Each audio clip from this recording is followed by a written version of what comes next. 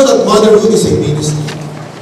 A ministry that is even harder than some of the ministries that we traditionally associate with the church. Why? Some of our ministries, they are just once a week ministries. Music ministry, which is great. Wow, wonderful. The music is wonderful. But it's a once a week ministry. But motherhood is a 24/7 ministry. Visitation is a once or twice or thrice a week ministry.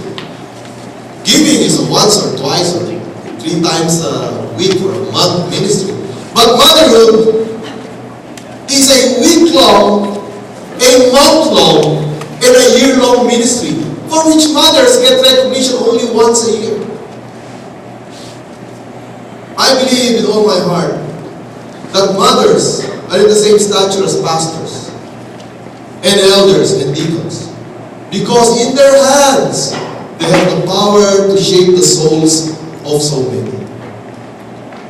So Pastor June, I encourage you, partner with our mothers. Never mind the fathers, they're out fishing.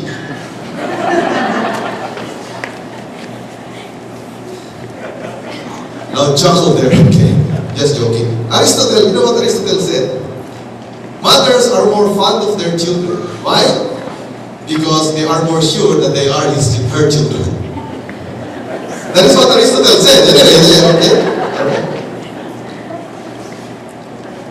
Congregation, what is your duty? Your duty is to affirm motherhood as an institution established by God. We do not take motherhood lightly. It is an institution established by God. Just like the church is, just like the family is, just like fatherhood is, just like government is, motherhood is an institution established by God.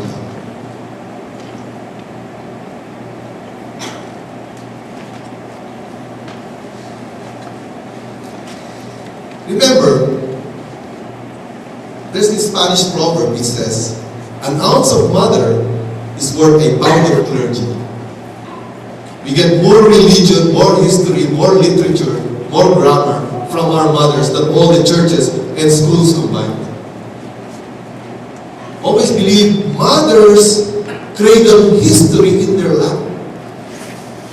All the great men in the world, Abraham Lincoln, George Washington, they had mothers.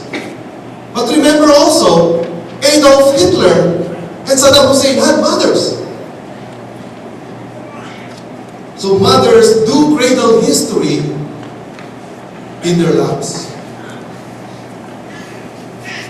What I'm getting at is motherhood is a very heavy and serious responsibility. And our church, you, our pastors, our leadership, must be wary of this. That Canada will rise and fall on the way it treats its mothers. Lastly, we honor our mothers by continuing their legacy. By continuing their legacy. We honor our mothers by continuing on the faith that they diligently instilled in us, as well as the service which they set themselves up as examples. 2 Timothy then, verses 3 to 7. I'll read for you. I thank God whom I serve, as my forefathers did, with a clear conscience. As night and day I constantly remember you in my prayers. Recalling your tears, I long to see you, so that I may be filled with joy. I've been reminded of your sincere faith. Why? Which first lived in your grandmother Lois and in your mother Eunice. And I'm persuaded now lives also in you. For this reason I remind you to fan into flame the gift of God, which is in you through the laying on of my hands. For God did not give us a spirit of timidity, but a spirit of power, of love, and of self-discipline. Now, Lois and Eunice, mother and grandmother, left a legacy that endured in the life of Timothy. And what are these legacies? The first legacy that they left with Timothy is a legacy of faith. This